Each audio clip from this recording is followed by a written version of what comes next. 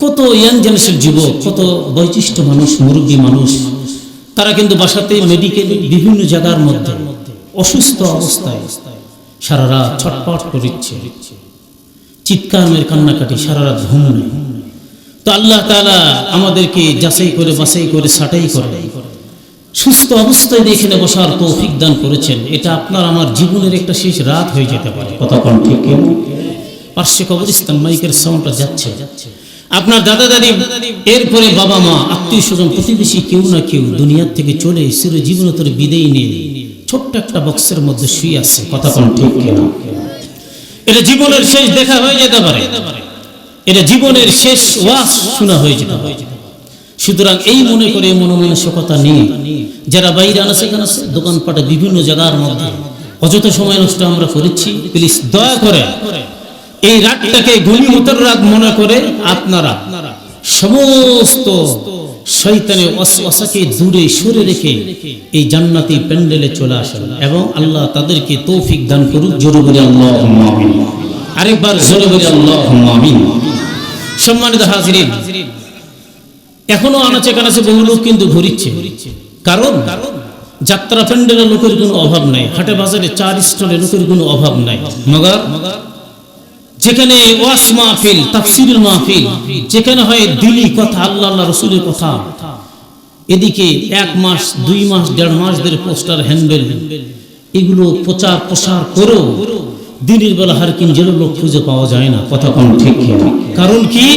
আমাদের কলব আলা উহিয়াল কলব, এই কলবটা জং ধরে গেছে, নষ্ট হয়ে গেছে, যার কারণে কোরআনী কথাগুলো আমাদেরকে ভালো রাখতেছে না।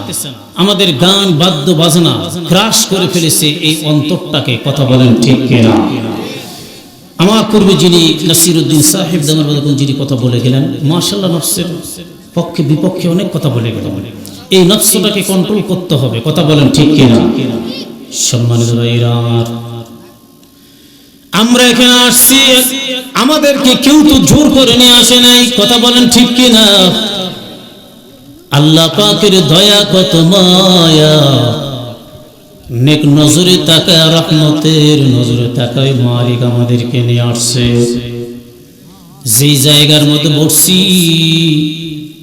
শুধু আমরাই নয়, চতুর্দিক অগণিত রহমতি ফেরেশতা দিয়ে আমার মালিক বেষ্টন করাই দিয়েছে। জোরে কোন সুবহানাল্লাহ।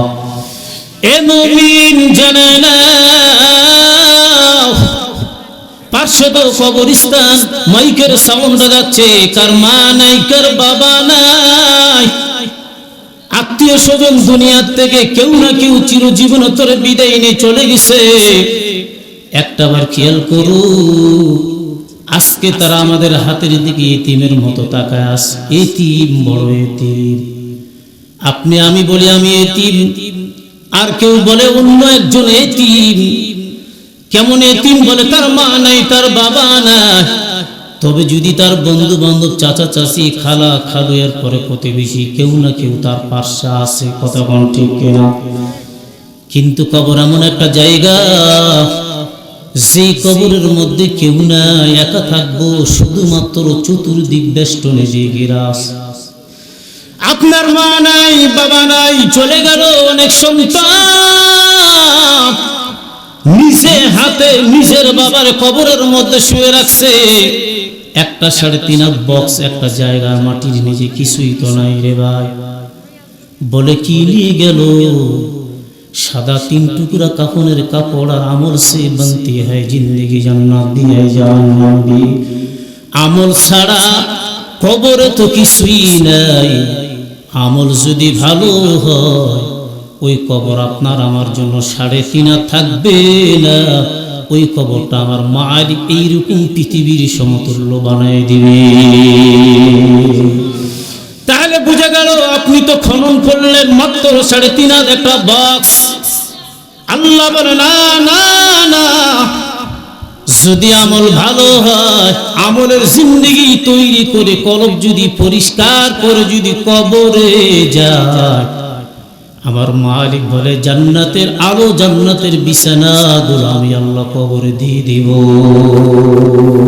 সুবহানাল্লাহ। এরপরে অন্যত্তরে একজন বেঈমান মারা গেল, নাস্তিক মুরতাদ। এরপরে দেখেন আপনার আমার মা বাবা কেউ না কেউ চলে গেছে, কিন্তু জান্নাতের মেহমান না, আল্লাহ না করুক, খোদা না খাস্তা চলে গেল, ঈমান আমল নাই। এমন মুহূর্তের মধ্যে কবরের মধ্যে যখন শোয়াই দিয়েছি, আমল যদি না থাকে, ঈমানদার যদি না, সেই ঈমানদার না হয়, এই লোকটার জন্য 3.5 হাত কবর আমার মালিক দিবেন না। মুমিনের জন্য 3.5 হাত নয়, বেঈমানের জন্য 3.5 হাত নয়।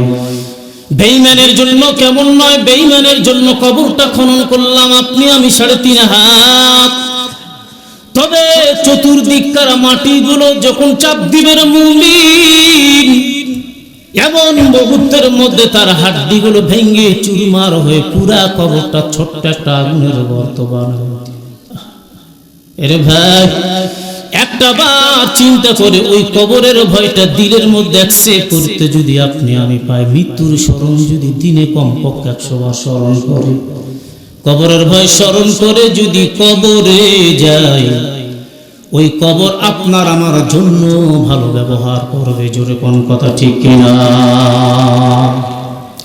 কবর তো থাকতে হবে কত বছর, সর্বমোট কবর হাসর মিজান পুলচেরাত 1,20,000 বছরের রাস্তা। আল্লাহু আকবার, জোরে কোন। ভালো আছে? এবার দেখো রে ভাই, এই কবরের মধ্যে 40,000 বছর কবরের মধ্যে থাকতে হবে।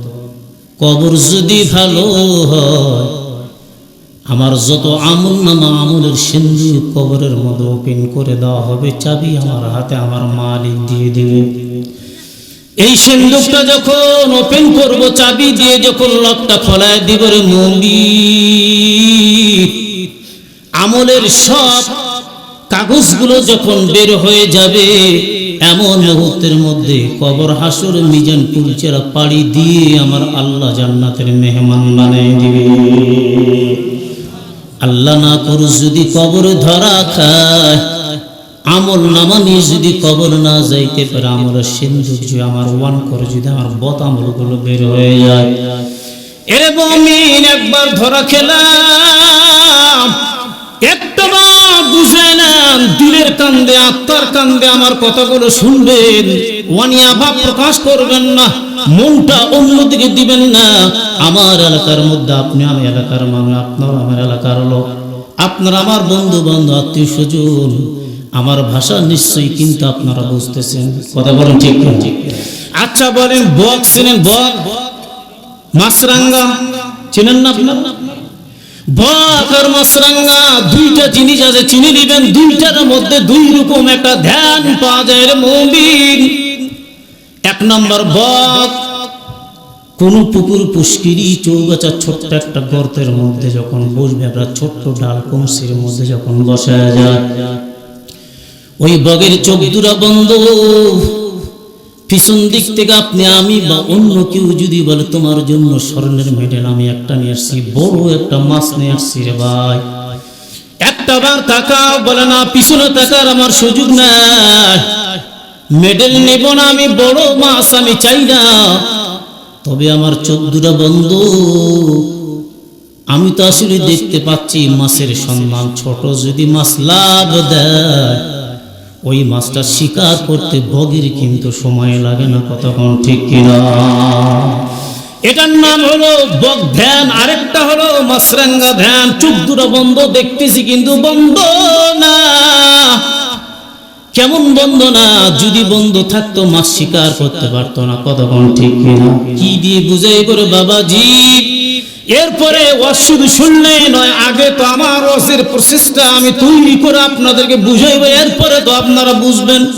এলাকার মধ্যে টিউবওয়েল গুলো আছে না ভাই, এখন তো টিউবওয়েল বা মোটর সাবমার্সিবল গুলো হচ্ছে না, তাহলে চিন্তা করেন টিউবওয়েল বা কুয়া তো একসময় ছিল, কুয়াও বাদ দিলাম, এই প্রত্যেকটা বাসার মধ্যে সাবমার্সিবল গুলো আছে রে ভাই। মোটর, এই মোটরের যে মুখটা আছে, যে আরসিসি বলেন বা ছোট্ট একটা যে পাইপ আছে, এই পাইপের মুখ আর একটা বদনা যদি একেবারে সুইচটা অন করে যদি রাখেন, মুখ বরাবর যদি না রাখা হয়, বদনা কিন্তু সারা জীবন যদি সুইচ অন করে পানি চলে যাইবে, বদনা ভরবা না, ঠিক কিনা জোরে কর।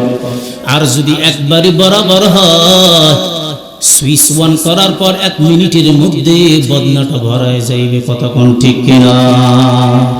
তাহলে মুখের সঙ্গে অ্যাডজাস্ট হওয়া লাগবে। বক্তা যিনি কথা বলে, বক্তা যিনি শ্রোতা শুনে শ্রবণ করে, উভয় পক্ষে কম্প্রোমাইজের মাধ্যম দিয়ে আত্মার সঙ্গে আত্মা, দিলের সঙ্গে দিল, মনের সঙ্গে মিলের মহাব্বত যদি না হয়, ওই বক্তানের মতো ধ্যান ধারণা নিয়ে যদি কথাগুলো না শোনে রে ভাই, আপনার আমার সারা জীবন যদি অশুনি কোনো লাভ হবে না, মগার মানুষ চলে যাবে গোমরাহির দিকে, কথা কোন ঠিক কিনা? কেমন গোমরাহি বলে, প্রাইভেট কার, মাইক্রো, ভুটভুটি, বাস, পিকআপ, ইজি পাওয়ার, চার্জার গাড়ির কোনো অভাব নাই। কই গেলাম আজকে মহাদেবপুর, আগামীকাল কই লিতপুর, এরপরে কই বলে সাপাহাট, এরপরে কই বলে নওগাঁ। একজন ভদ্রলোক নীলফামারে আমাকে বলে, হুজুর এই সিজন আমি 100টা শুনলাম। আমি বললাম ঠিক আছে, বলো তো দেখি তুমি যে নামাজ পড়ো সূরা ফাতিহাটা শোনায় দাও, সূরা ফাতিহাটা শোনাও দেখি। উনি সূরা ফাতিহা বলতে লেগে মোটামুটি 12 জায়গায় ভুল করলো। নামাজ কি হবে? লাহানে জলি হারাম, নামাজ হবে না। আসলে আপনার বাসা কোথায়? বলে ডোমা, একটা থানা, ডিমলা ডোমার একটা থানা, নীলফামারী জেলা। আপনার বাসার সাইটে কি মসজিদ নাই? বলে আছে, আমার বাপ মতওয়াল্লি। তাই নাকি? বলে হ্যাঁ।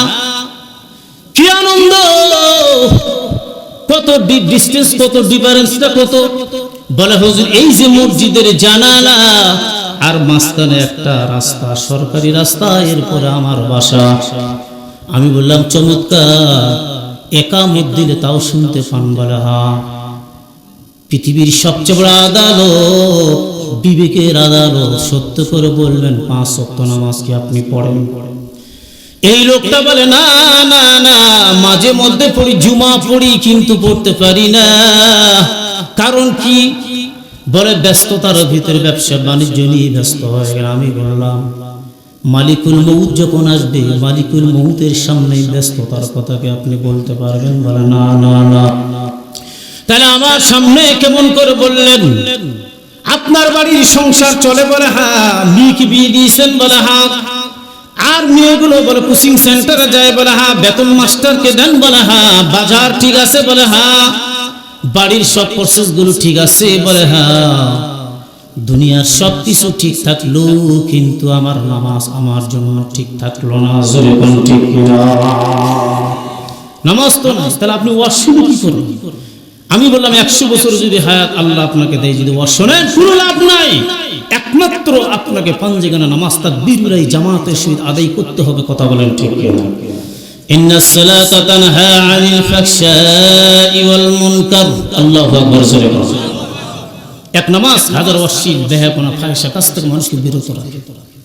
তো নামাজ যখন আপনি পড়বেন, এই নামাজটা, নামাজ হবে আপনার গাড়ি, জান্নাত হবে আপনার বাড়ি। যদি বলেন হুজুর নামাজ পড়ে, নামাজ যদি মানুষকে অশ্লীল বেহায়াপনা কাজ থেকে বিরত রাখে, চুরি চামারি থেকে বিরত রাখে, তাহলে যারা নামাজ পড়ে চুরি করে আর নামাজ কি?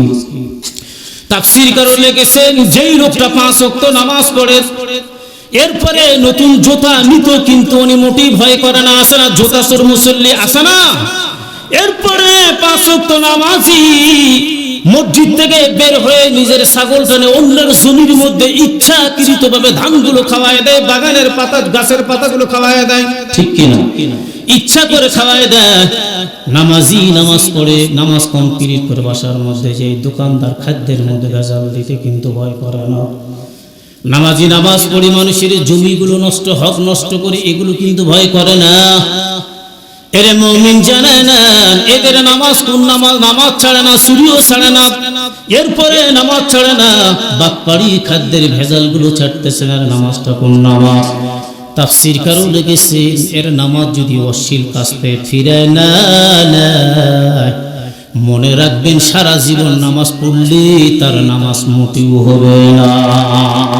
আল্লাহু আকবার। জোরে বল, আরেকবার জোরে বল, আল্লাহু আকবার। ওয়ারকাউ মা'আর রাকিঈন।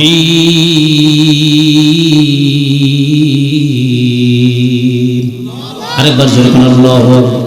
মুকমসুসতে নামাজে পঞ্জগানা ফাওয়াইলুল লিল মুসাল্লিন আল্লাযিনা মুমিনেরা ইনামাজ ইনতাবিদা ইস্তাঈনু আয়াতি কুরআন খা আয়াতে কদ আফলাহারা ইয়াদিকুম গবর কুন্দুর মানি সুদিল সাদিকুন। আল্লাহু আকবার জোরে কোন, আরেকবার জোরে কোন আল্লাহু আকবার। তাহলে নামাজ যদি ঠিক না থেকে সারা জীবন তাফসির মাহফিল, দোয়ার মাহফিল, ওয়াজ মাহফিল, হালকে জিকির নিয়ে ব্যস্ত থাকি, মগর কোনো লাভ নেই। কথা কোন ঠিক কিনা? ইমানের পরে নামাজের স্থান। আপনার ইমান ঠিক থাকবে, আমল ঠিক থাকবে, নামাজ ঠিক থাকবে, আপনার কবর থেকে নিয়ে কবর, হাসর, মিজান, পুলচেরা পাড়ি দিয়ে আল্লাহর জান্নাত আপনার জন্য ঠিক থাকবে। জোরে কোন সুবহানাল্লাহ, আরেকবার জোরে কোন সুবহানাল্লাহ।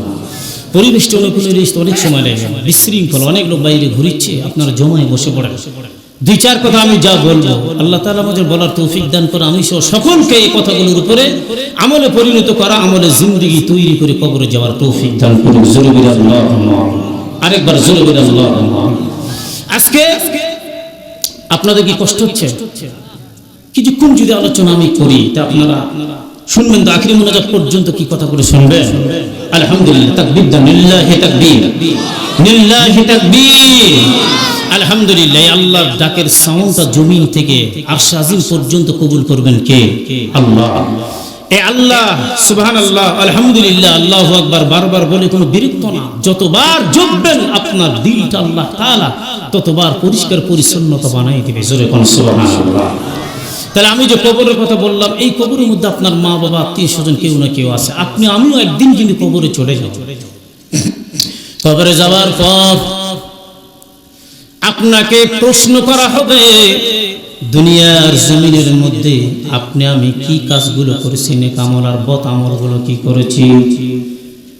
যদি আমার নেক আমল হয়, ফেরেশতা ডাক দিয়ে বলবে তোমার এই আমলগুলো তুমি এবার লেখা শুরু করো, কি কোন কোন আমল তুমি করেছো। আল্লাহর গোলাম ডাক দিয়ে বলে ফেরেশতা আমার এখানে কাফনের কাপড় 3 টুকরা, কিছুই নেই, কিছুই নাই। আমার খাতা নাই, কলম নাই, কালি নাই, কিছুই নাই। কেমনে লিখবো বলে? কিছুই নাই বলে না।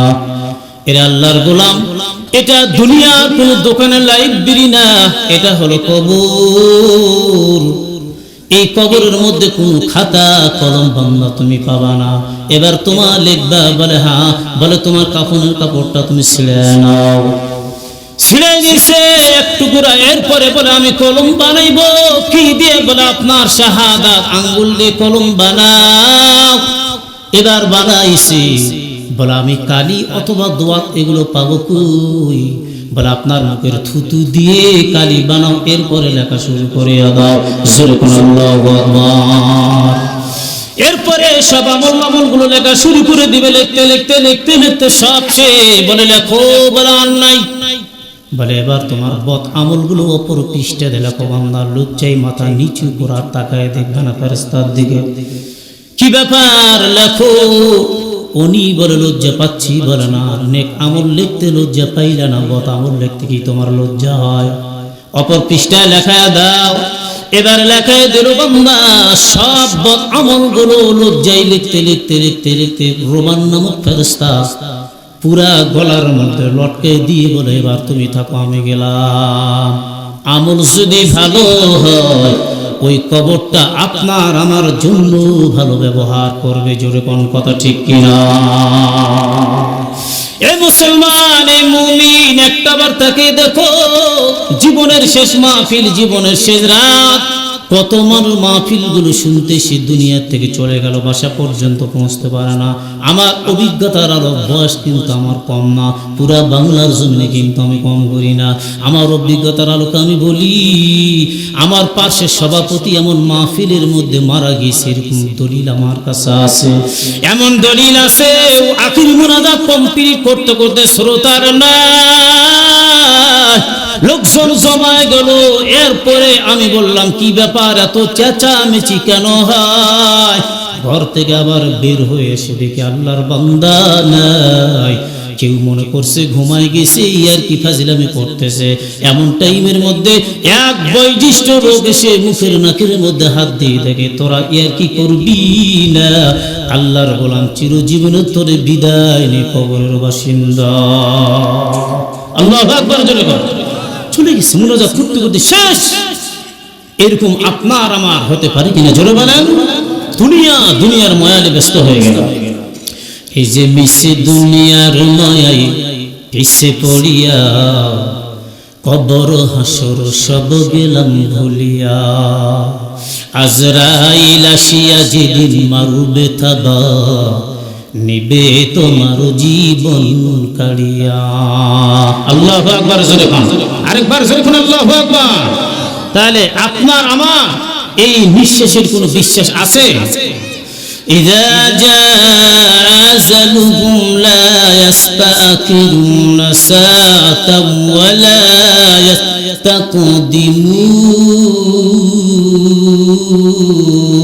ইস্তাকদিমুন। আল্লাহু আকবার। কারণ এই পৃথিবীতে একটা সেকেন্ডের সময় কিন্তু মালিকুল মউত দিবে না।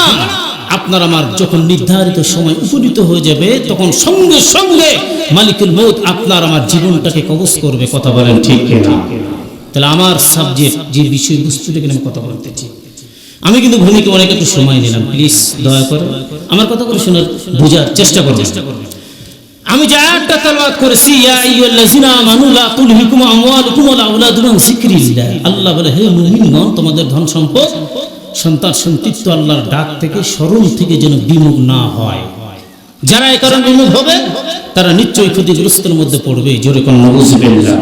সম্মানিত হাজিরিন, তাহলে আপনার আমার সম্পদের চিন্তা করলাম, কিন্তু একটা নেক সন্তান যদি চিরস্থায়ী সম্পদ বানিয়ে যায়, মানুষ মৃত্যুর পরে সব আমল কিন্তু বন্ধ হয়ে যায়।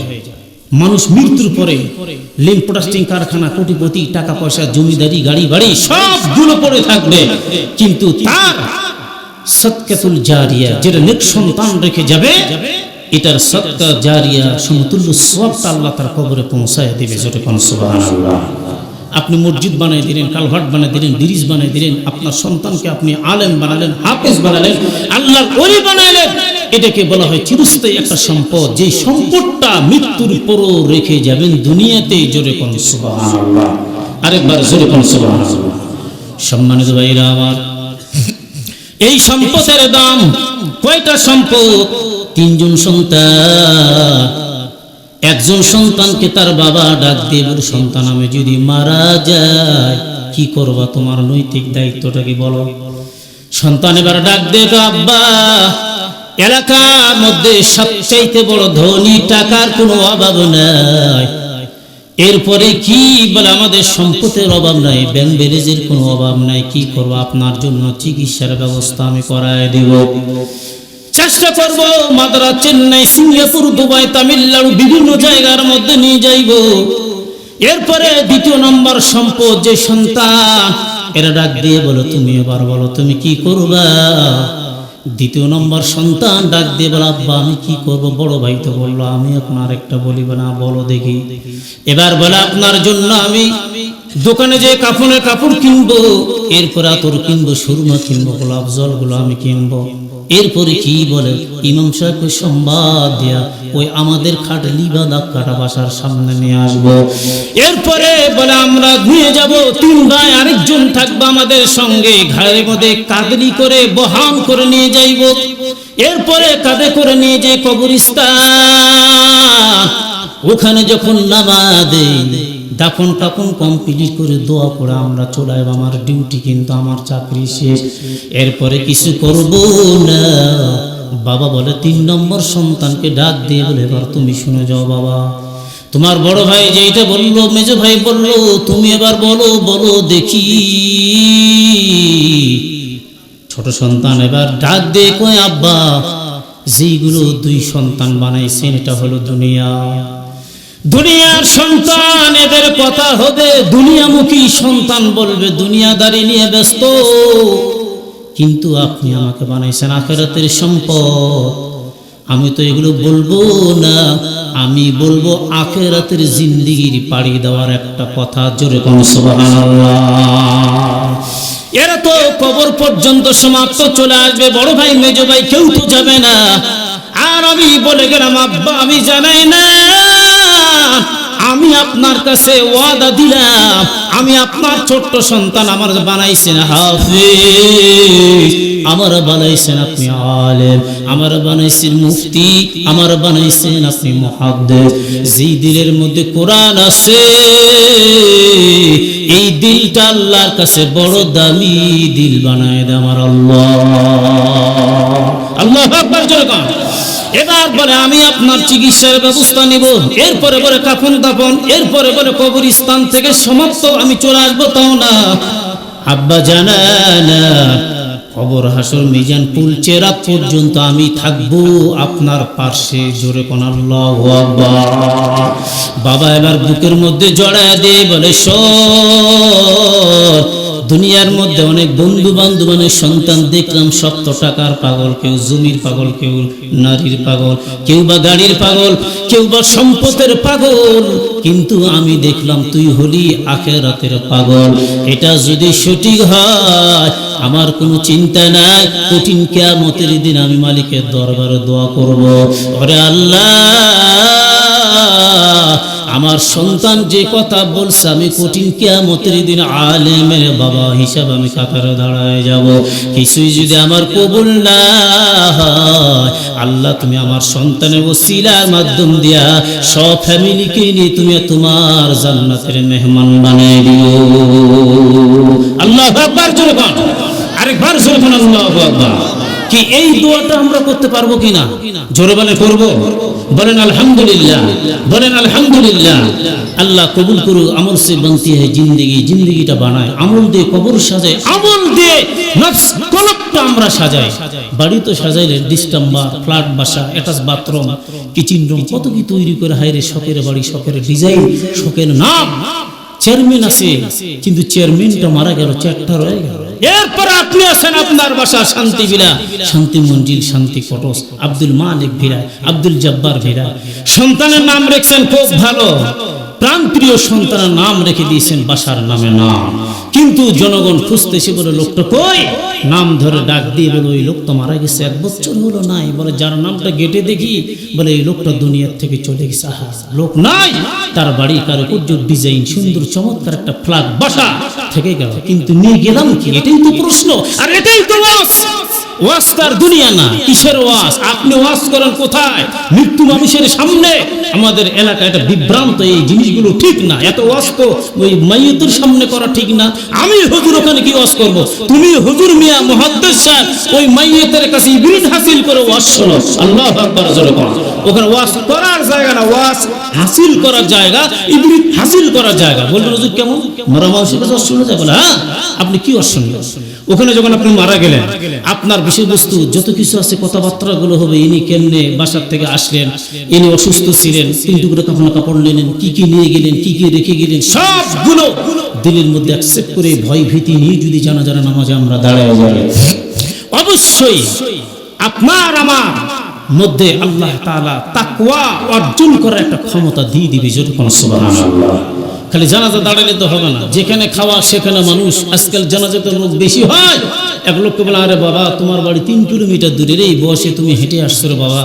তো বলে হুজুর কি করবেন, যে গোস্তর দাম শুনলাম বড় লোক মারা গেছে, গোস্ত দিয়ে পোলাও পাক করছে। জানাজা হোক না হোক যাই হোক, কিন্তু পোলার প্যাকেট হুজুর জীবন দিলে পোলার প্যাকেট ছাড়া যাবে না। ঠিক কিনা? আমি চিন্তা করি হ্যাঁ না ঠিক আছে, ওকে খারাপ মনে করি না। মানুষ তো এক একজন এক এক রকম। আমাদের এলাকায় অন্য অন্য জায়গার মধ্যে এই যে পাবনা, নীলফামারী, কুড়িগ্রাম, এরপরে মনে করেন ফুলবাড়ি থানার মধ্যে দেখবেন অনেক লোক রাত 2টার সময় ছোট বাচ্চাকে ঘুমের মধ্যে উঠে নিয়ে এসে মাহফিলে বসে। কারণ কি জানেন? ও জীবন সারা রাত যদি ঘুম না হয় পোলার প্যাকেট ছাড়বে না। আর একটা পোলার প্যাকেটের জন্য মাথা ফেটে পুলিশ পর্যন্ত পিকআপে হাজির হয়ে যায় 1 ঘন্টার ভিতরে। পোলার মজনু, পোলার ফাঁকা। আরে বা কি হলো রে তোর এলাকা দিয়ে? ওই পুলিশ কেন? হুজুর শোনেননি? না, মাথা ফেটে ফেলেছে, গন্ডগোল। কি ব্যাপার? ওই পোলার প্যাকেট ওই পাইনি। তাই কোসা আমার বাড়ি যে মুখ দেখাবো কি পোলার প্যাকেট আমি পাইনি। হাই সুবহানাল্লাহ, নাউজুবিল্লাহ। তাহলে এই যে পোলার মজনু, টাকার মজনু, দুনিয়াতে কত রকম পাগল দেখবেন। ভগের পাগল, আস্ত পাগল, পোলার পাগল, বিভিন্ন রকমের পাগল দিয়ে ভর্তি হয়ে গেছে পুরা পৃথিবীটা। কথা বলেন ঠিক কিনা? কথা বলেন ঠিক কিনা? আর আমি বলি আজকে বর্তমান আমাদের বাংলাদেশ, অন্যান্য দেশ কি দেশ জানি না, আমাদের দেশটা হলো সোনার বাংলা, অন্যত্র আরেকটা নাম আছে, এটা হলো বাঁশের বাংলা। কে কাক খালি বাঁশ দিবে এই চিন্তা আমাদের, কথা বলেন ঠিক কিনা? এক বক্তা আরেক বক্তাক বাঁশ দেয়, এক হুজুর আরেক হুজুরক বাঁশ দেয়, এক মাস্টার আরেক মাস্টারক বাঁশ দেয়, এক পুলিশ আরেক পুলিশক বাঁশ দেয়, এক জেনারেল বিসিএস ক্যাডার আরেক বিসিএস ক্যাডারের বাঁশ দেয়, এক ডাক্তার আরেক ডাক্তার বাঁশ দেয়, কথা বলেন ঠিক কিনা? এটা বাঁশের বাংলাদেশ। সারাদিন 24 ঘন্টা খায় দেয়, কাক কি বাঁশ দিবে এই চিন্তা ভাবনা করি আমরা, কথা বলেন ঠিক কিনা? এগুলো করা দরকার আছে। আমি কিভাবে চলতেছি আজ পর্যন্ত বলেন তো? বুকের মধ্যে হাত দিয়ে এই আদালতকে প্রশ্ন করে 4 স্তরে দোকানপাটে বিভিন্ন জায়গার মধ্যে বিভিন্ন সমাবেশে নেগেটিভ পজিটিভ মিলিয়ে বলতেছি আমি। বিভিন্ন জায়গার মধ্যে হুজুর কন, মুফতি কন, মুহাদ্দিস কন, আলেম কন, মাস্টার কন, মুফাসসির কন, বিসিএস ক্যাডার কন, ডাক্তার কন, আমি আজকে শুনলাম না কোন লোক বসে থেকে নিজের সমালোচনাটা করলো যে ভাই আমি তো সারাদিনে আজকে পাপটা করলাম, আহারে ক্লাস 5-এ পড়তে লেগে মানুষের ধান নষ্ট করছি, যখন 6-এ পড়ি কত আম যে পাড়ে খেলাম, আর অন্যায়ভাবে গালে থাপ্পড় দিছি, কত মানুষে কষ্ট করছি দিছি, কত লোককে কিভাবে চুরি করে খাইছি, এই নিজের ব্যাক রিপোর্ট এগুলো আমরা কেউ বলি না। অথচ আল্লাহর নবী বলে তোমার দোষ দেখো অন্যের গুণ দেখো, এটা হবে প্রকৃত মুমিনের পরিচয়। যেরকম আল্লাহ। আর আমার পরিস্থিতিটা কি জানেন? আমরা একজন অনুপস্থিতিতে তার খারাপ দিকটা উঠে ধরি, খারাপ দিক বর্ণনা করি, আর লোকটা যদি সাক্ষাতে থাকে তখন তার কথা সুনামগুলো ভালো ভালো কথাগুলো বলি, কিন্তু যখন চলে গেল তখন তার বদনাম করি আমরা, কথা বলেন ঠিক কিনা? আমরা যে বদনামটা করতেছি, আমরা যে একটা মানুষের সমালোচনা করতেছি, সমালোচনা সমালোচিত এই জিনিসগুলো কিন্তু খুব খারাপ। একজনের সন্তান যদি একটু হালকা গরম পানি নিয়ে এসে যাও, একজন যদি চাকরি একজন সন্তান, তাহলে আমি পড়বেন আপনি পড়বেন, মাশাআল্লাহ ভালো, আপনার সন্তান একদিন এরকম হয়ে যাবে, একদিন গাছের ফসল দিয়ে মাশাআল্লাহ খুব সুন্দর, আপনার গাছের ফসল আল্লাহ দিবে, বাড়াই দিবে। কিন্তু আপনি বললেন ইস কি চমৎকার ফসল, অমুকের বেটার চাকরি, কি চাকরি করে না করে, যে একটা তার ব্যাক রিপোর্ট শুরু করলাম, আল গীবত আশাদ্দু মিনাজ জিনা, যে গীবত করলাম জিনার সমতুল্য পাপ করলাম। যেরকম কথা ঠিক না ঠিক? আমি যে আপনার গীবত করলাম, তাহলে আমি আপনার গীবত করার কারণে আপনার যতগুলো আমার যে সবগুলো আপনার কাছে চলে গেল, আর আপনার গুণাগুলো আমার কাছে চলে আসলো, তাহলে আমি কত বড় ইডিয়েট লংসেস আমছোতা, একেবারে বেয়াদবের শিষ্য বেয়াদব। আমি সারাদিন ঘুরে বেড়ে 2টা সওয়াব অর্জন করতে পারি না, আর আমি মানুষের বদনাম করে ওর গুণাগুলো আমি নিচ্ছি। জোরে কোন নাউজুবিল্লাহ। একজন আল্লাহর ওলি চিন্তা করলো, বলে বাবা শোনো, তার যতগুলো মুরিদ আছে ডাক দিল, দেওয়ার পর এবার বলে ট্রে ট্রে, আমাদের এলাকায় যে ট্রে বলে না, নাস্তা নিজের ট্রে, এটার মধ্যে নাস্তা দিয়ে বলে ওই যে বকা তাস জুয়া আড্ডা নিয়ে ব্যস্ত আছে, তুমি নাস্তাগুলো তাদের কাছে তোমরা পৌঁছায় দাও। বলে হুজুর আপনার কি মাথা নষ্ট? বলে কেন? এই লোকগুলো 24 ঘন্টা আপনার বদনাম করে, বিরোধিতা করে, এর পক্ষে সাপোর্ট নিয়ে নাস্তার ব্যবস্থা আপনি কেমনে করলেন? তারা তো মত করছু দাড়ু মশাড়ু দাবাড়ু গাজাড়ু, এদের কেন আপনি দিবেন? এবার বলে বেটা আমি যা বলি তাই শোন, নিয়ে যা। নিয়ে গেল, নাস্তা কমপ্লিট করে যখন চলে আসলো, বলে হুজুর কিছুই তো বুঝলাম না, এই লোককে কেন আপনি নাস্তা করাইলেন, মেহমানদারি করাইলেন? এবার বলে বাবা শোনো, আমি যে নাস্তাটা করাইলাম, ওরা 24 ঘন্টা আমার ব্যাক রিপোর্ট আমার বদনাম করে, এরপর আমার সমালোচনা করে, আর ওদের সওয়াবগুলো আমার কাছে চলে আসে, আমার গুনাহগুলো চলিয়া যায়। ওরা আমার দোস্ত, ওরা আমার দুশমন না, এই জন্য তাদেরকে আমি নাস্তা করাইলাম। যেরকম আল্লাহু আকবার। তাহলে চিন্তা করে দেখি তো, আমরা মানুষের নিন্দা গীবত সমালোচনা নিয়ে ব্যস্ত, আমরা আসলে এগুলো করবো না। আল্লাহ মাফ করুক, জোরে বলে আল্লাহুম্মা আমিন। এর মুমিন, আমল সে বানতি হয় জিন্দেগি, আমল যদি তৈরি করে ভালো করে নিখুঁত আমল নিয়ে যদি কবরে যায়, তাহলে আপনি আমি পাবো কবর থেকে পরিত্রাণ। কিন্তু বলা আমি একজন হাজী সাহেব, আমি একজন ডাক্তার সাহেব, আমি একজন মুরব্বী, আমি একজন তাবলীগের আমি একজন তাবলীগের মুবাল্লিগ, আমি যাইব জান্নাতে। আপনার আমার ইবাদত দিয়ে, তাবলীগ দিয়ে, হুজুরগিরি দিয়ে আল্লাহর জান্নাতের মেহমান হওয়া যাবে না। আল্লাহ বলে ইন্নাল্লাযীনা আমানু ওয়া আমিলুস সালিহাত কানাত লাহুম জান্নাতুল ফিরদাউসি নুজুলা। আল্লাহু আকবার যেরকম জান্নাতো দো জুকমে यारा क्या करूं आरज़ू है मैंने मुझ में क्या करो हुरे गिल्मा जितने नेमत है तू सबसे बेहतर नेमत दीदारी तू अल्लाहु अकबर जुल्कुम এটা আমি বললাম জান্নাতে আপনি জান্নাতি অনেক লোককে দাওয়াত দেয় তাবলীগ জামাতের লোক বলে তুমি যাও মিয়া আমি যদি নামাজ না পড়ি মগার আমার ঈমানটা ঠিক আছে কত বড় চিটার বাপ্পার নামাজ যে পড়ে না আর ঈমান কি ঠিক থাকে বলেন তো ভাই ঈমান ঠিক থাকবে না না কোশ্চেন কালো না নামাজই পড়ে না ঈমান কেমনে ঠিক থাকে আল্লাহ বলে ইন্নাল্লাযিনা নিশ্চয়ই বলে ঈমান আনার পরে আমলে সলে করে বান্দা যখন কবরে যায় আমার আল্লাহ বলে ওই ব্যক্তির জন্য উত্তম জান্নাত জান্নাতুল ফেরদাউস আমি আল্লাহ বরাদ্দ করে রেখেছি আল্লাহু আকবার জোরে কোন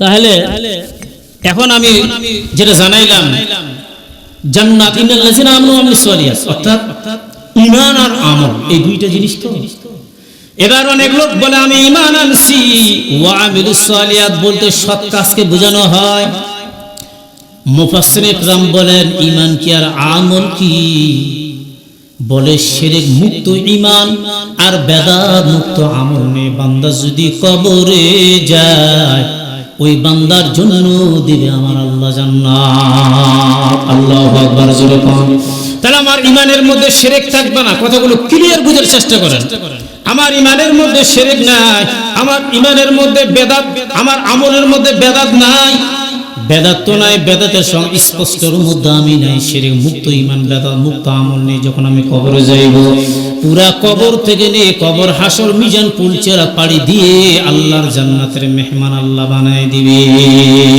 আল্লাহু আকবার জোরে বল তাহলে ঈমান বুঝলাম আমরা শিরক আমাদের ঈমানের ভিতরে যেন না থাকে আল্লাহ কবুল করুক আরেকবার বলে আল্লাহুম্মা এই বাচ্চারা এখানে কোনো ডিস্টার্ব করবেন না বাবা চুপ করে থাকবেন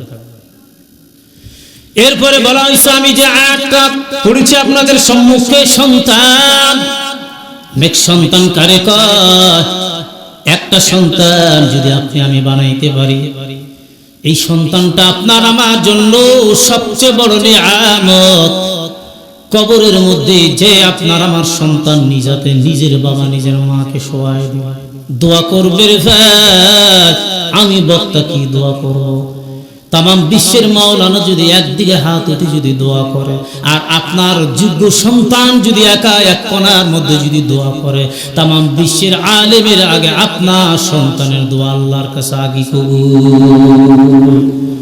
সন্তান বানাইব অনেক সন্তান সন্তানটা আমার জীবনের শেষ জানাজার নামাজটা পড়াইবে আমি যখন জন্ম নিলাম আমার ডান কানে আজান বাম কানে ইকামত আজান হলো ইকামত হলো নামাজ হইল না নামাজ আমার কখন হবে 90 বছর বয়স এই মুরব্বির বয়সে সামনে আমার চাচা 90 থেকে 95 বছর বয়স ওনার আব্বা আম্মারা আজান দিয়েছেন ভূমিষ্ঠের পর ওনার নামাজ হয় নাই আল্লাহ কোন দিন যেন ডাক দিবে এই দুনিয়া থেকে চিরজীবনের তোর বিদায় নিয়ে যখন কবরের বাসিন্দা হয়ে যাইবে ওনার জীবনের শেষ 2 রাকাত ওই আজানের নামাজ হবে জানাজার নামাজ আল্লাহু আকবার জোরে বল এই নামাজটা পড়াইবে কে লোকজন আমরা খুঁজে বেড়াইবো এই বলে ভাই অমুককে ডাক দেন অমুককে ডাক দেন ফ্যামিলির মধ্যে আমার কেউ তো আলেম নাই হাফেজ নাই এরপরে কেউ তো মুহাদ্দিস নাই যোগ্য একজন ব্যক্তি নাই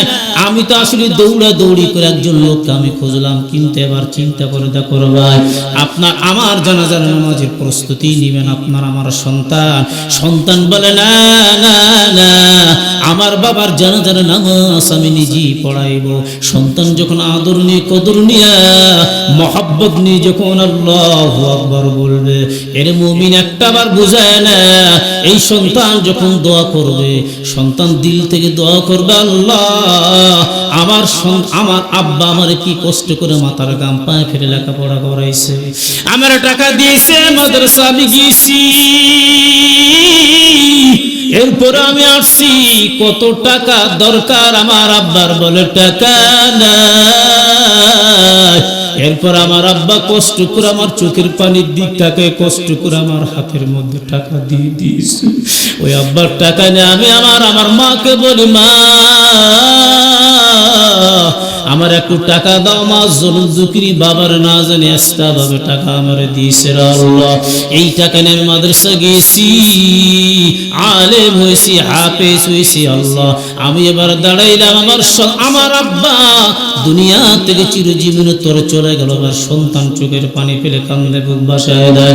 ও আল্লাহ, জানি না কবরের মধ্যে আমার আব্বার কি পরিস্থিতি হবে, তবে আমি যোগ্য সন্তান আলেম হয়ে দোয়া করি, মাআলি ও আল্লাহ, আমার আব্বাকে আপনি নেক নজরে তাকায়া তোমার জান্নাতের মেহমান তুমি বানায় দান। জোরে কোন আল্লাহুম্মা আমিন। কিছু না পেলে দোয়া পাবো। এই দোয়া যখন সন্তান যখন দিল থেকে অন্তর স্থল থেকে হৃদয়ে নিমজ্জন প্রাণ ডালা শুভেচ্ছা দিয়ে দোয়া করবে, এই দোয়ার মাধ্যম দিয়ে আল্লাহ তাআলা আমার মালিক অনেক অনেক খুশি হয়ে যাইবে। জোরে কোন সুবহানাল্লাহ। আরেকবার জোরে কোন সুবহানাল্লাহ। সম্মানিত ভাইরা আমার, কষ্ট হয়নি আপনাদের?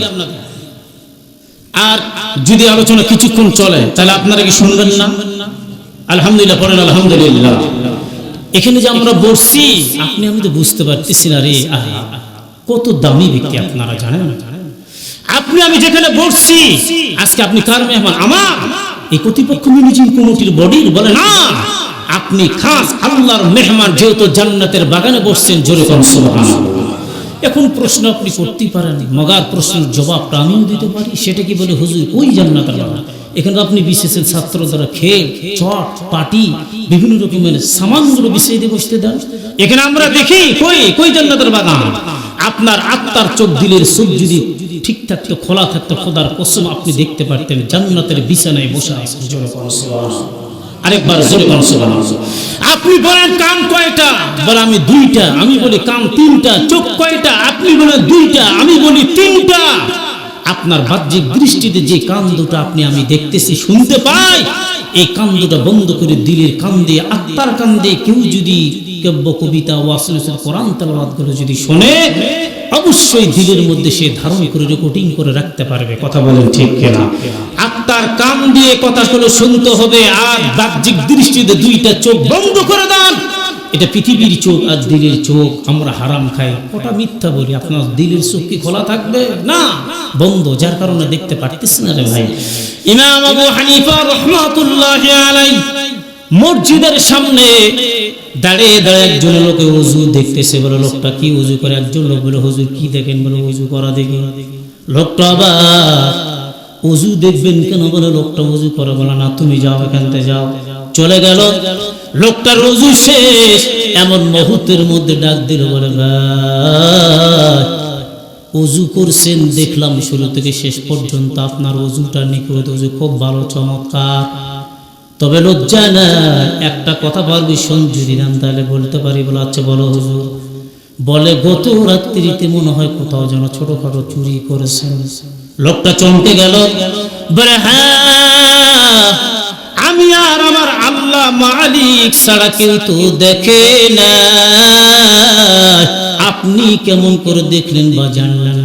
বলে আমি তো দেখি নাই, আমি দেখতেছি দিলের চোখ দিয়ে আপনার ওযুর পানির সঙ্গে সঙ্গে গত রাত্রির চুরির গুনাহগুলো ঝরিয়ে চলে যাচ্ছে। আল্লাহু আকবার। এটা হলো আধ্যাত্মিক জগতের সম্রাট, এটা হলো আধ্যাত্মিক জগতের একটা চোখ। এই চোখটা আপনার আমার বন্ধ হয়ে আছে, যার কারণে দেখতে পারি নাই। আল্লাহু আকবার। এরপরে দেখেন কত নেতা নেত্রী, এমপি, মন্ত্রী, বিসিএস ক্যাডার, ব্যারিস্টার গুলো যখন যায় কনফারেন্স, ভাষণ, আজকে আমাদের কনফারেন্স বা ভাষণ হবে, একটা কথা হবে, ওখানে বলে হাজার হাজার চেয়ার, তো দামি দামি চেয়ার, ঠিক না? চেয়ারের অভাব নাই, ফুলের মালার অভাব নাই, চার অভাব নাই, নাস্তার অভাব নাই, সম্মানের অভাব নাই। এর মুমিন জানে না এই সম্মানের চেয়ারের মধ্যে বসা, এমন মুহূর্তের মধ্যে ওই জায়গার মধ্যে বলে ঠিক আসর আজান, বলে ঠিক বক্তৃতারা বন্ধ। এমন মুহূর্তের মধ্যে সবগুলো নিরবদর্শন ভূমিকা পালন করে বলে ওযু করায় না, বলে আপন আপন নামাজের স্থানে দাঁড়ায় যায়। এমন টাইমের মধ্যে একটা লোক কেউ তো বলবে না, বলে মন্ত্রী, এমপি সাহেব আপনি যায় নামাজের মধ্যে দাঁড়ায় যান, আজকে আসরে 4 রাকাত ফরজ নামাজের ইমামতি আপনারে করা লাগবে। কেউ বলে নাকি? বলে না।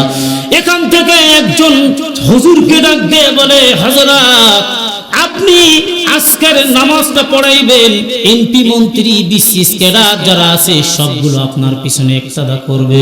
বুঝা গেল আলেমের দাম এই দুনিয়াতে যেমন দাম, আখিরাতের জিন্দেগির মধ্যে আমার মালিকের দরবারে তার দাম আরো বেশি। আল্লাহু আকবার। তাহলে দেখা গেল ওখানে চেয়ার আছে, ফুলের মালা আছে, সম্মান আছে, নাস্তার অভাব নাই, বিভিন্ন রকমের আইটেমের কোনো অভাব নাই। এর মুমিন ওই জায়গার মধ্যে হাদিস প্রমাণ আলেম ওলামা আছে, দুনিয়াবি কনফারেন্স আলোচনা বক্তৃতার মধ্যে কিন্তু আল্লাহর রহমতের ফেরেশতা থাকে না। থাকে নাকি? থাকবে না। অথচ এই জায়গাটা ছোট্ট যদি হয়, আপনার বাসার মধ্যে ছেলে মেয়ে স্ত্রী পরিবার যদি ফ্যামিলি নিয়ে যদি আপনি একটু পরামর্শ করেন, হিলাকুজ জিকির অর্থাৎ দিনী কথাগুলো যদি ওই জায়গার মধ্যে বর্ণনা করানো হয়, ছোট যদি হয়, ওই জায়গার মধ্যে আমার মালিক ফেরেশতাগুলো পাঠায় দেয়। জোরে কোন সুবহানাল্লাহ।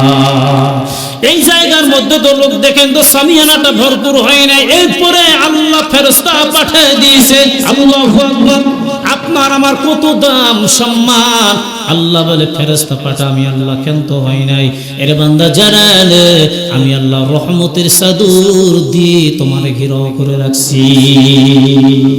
এ বান্দা 3টা পুরস্কার, আখিরি মুনাজাত না করে কেউ যাবেন না। মা বাবার জন্য দোয়া করবা, আল্লাহ আমার মা নেই বাবা নাই, আমি দোয়া করি আখিরি মুনাজাত পর্যন্ত যদি আপনারা যদি এই জায়গার মধ্যে থাকেন, আসমান থেকে অগণিত রহমত আমার আল্লাহ বান্দার মাথার উপর বর্ষিত করায় দিবে। আল্লাহু আকবার। জোরে কোন। তাহলে বুঝে গেল এটা হলো রহমতের জায়গা। এই জায়গা যতক্ষণ থাকবেন আল্লাহর রহমত বর্ষিত হবে। জোরে কোন আল্লাহু আকবার। আরেকবার জোরে কোন আল্লাহু আকবার। তাহলে দেখা গেল আপনার আমার সন্তানগুলো বলে, হুজুর সন্তানগুলো লালন পালন করব কেমনে? বলে না, ইসলামী পরিবেশে গড়ে উঠাইতে হবে। সন্তান যখন ভবিষ্যৎ হয়ে যুবক, জানে না ও মুরব্বী, আপনাদের সন্তান এখন তো নাই, নাতিপুতিগুলো প্রজন্মগুলো সামনে আসবে। এই সন্তান যখন হইবে, প্রথম নম্বর অনেক লোক বলে এই সন্তানের মুখের মধ্যে মধু দেওয়া হোক, মধু দেয় না? অনেক লোক দেয় কিনা? না। প্রথম নম্বরে মার স্তন থেকে দুধ পান করবে। সন্তান যখন কেবলমাত্র ডাক্তার তার জবান দিয়ে বের হবে আব্বা আম্মা আব্বা আম্মা, আস্তে আস্তে করে বলে, এমন টাইমের মধ্যে প্রথম ডাক্তার শিখায় দিতে হবে আল্লাহ আল্লাহ আল্লাহ আকবার। এরপরে দেখেন সন্তান হয়ে গেল, সন্তানকে বড় হয়ে গেল, এরপরে দেখেন সন্তানের মুসলমানি দে। আমার এলাকা সুন্নত বা মুসলমানি বলে না, অনেক গরু সবাই করছে, এরপরে বলে বিভিন্ন রকমের গিফট গুলো তারা নিয়ে নেই, এরপরে বলে আমরা গিফট গুলো অর্জন করলাম না। এগুলো তো আসলে জায়েজ নাই, কেন করবেন? এগুলো তো আসলে পর্দার বরখলাফ। এরপরে এগুলো ভিত্তিহীন, এই জিনিসগুলো আমরা করি কিন্তু বেঁচে থাকতে হবে। 7 দিন আকিকা দেওয়া কমপ্লিট করায় ফেলবো। কেউ বলে টাকা নাই, 40 বছরে দিলাম। আকিকা এমন একটা জিনিস, যেই ব্যক্তি আকিকা তার সন্তানের জন্য দিয়ে দেয়, ওই সন্তানের বালা মুসিবত আমার আল্লাহ দূর করে দেয়। সুবহানাল্লাহ। আমাদের দেশে একটা প্রবাদ বাক্য আমরা বলি বা আমরা কাজে পরিণত করে প্র্যাকটিক্যাল দেখায় দেই। আমার বয়স বলে 60 বছর, এখন আমি আকিকা দিব। আমার দাদি মরে গেছে, আমার বাপ মরে গেছে, দাদা মরে গেছে। সব ফ্যামিলির মধ্যে কয়জন বলে 12 জন 2টা গাবি জবাই করে বলে আকিকা দেই। আমার সন্তান একটা চোখ খেলাচ্ছে, খেলাইতে খেলাইতে একটা পাথর বা ইট মারাই দিল, চোখের মধ্যে চোখটা কানা হয়ে গেল।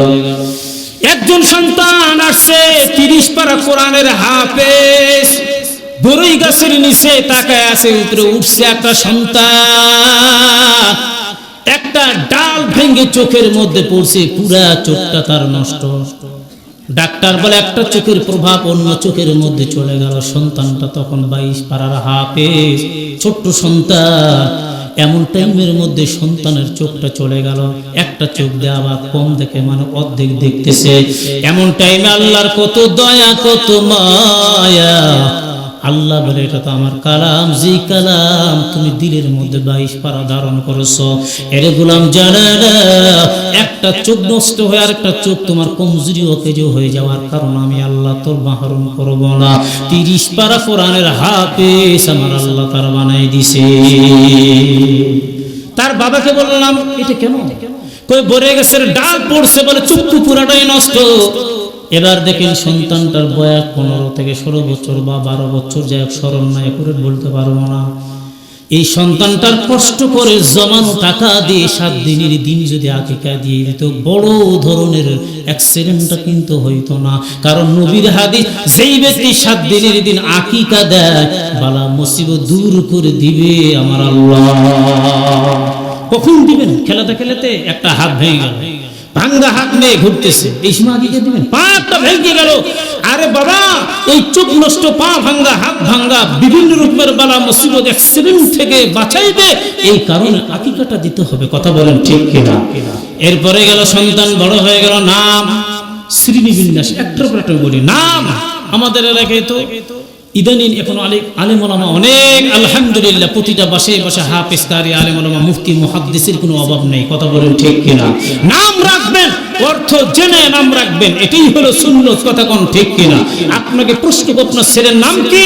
আপনার ছেলের নাম যদি হয় আব্দুল জব্বার, আব্দুর রহমান, আব্দুল করিম, আব্দুর রাজ্জাক, বলে রাজ্জাক শব্দ আল্লাহ রিজিক দাতা বান্দা, আপনি যেন এর ব্যাখ্যাটা দিতে পারেন, বলেন আল্লাহু আকবার। তাহলে সুন্নতি নাম রাখবেন। এক। দ্বিতীয় নম্বর, আমাদের এলাকায় কিন্তু মানুষ বুঝতো না, অনেকে নাম রাখে যে আপেল, আঙ্গুর, বেদানা, নাসনা, কোদানা, পড়ে গেলে ওঠে না, এগুলো নাম আসে না। স্ক্রুব, নাট, বল্টু, হালুয়া, টাইট, আগুন, পানি, বাতাস, কত নাম দেখবেন, নামের কোনো অভাব নেই। কথা কোন ঠিক কিনা? এক মসজিদে বলে আগুন, কই কিরে ভাই আগুন মানে? সব মুসল্লিরা বর্ণাত করে পানি নিয়ে আসছে, বলে হুজুর আগুন কই লাগছে, আমরা পানি দিয়ে আগুন নিভাই দেব।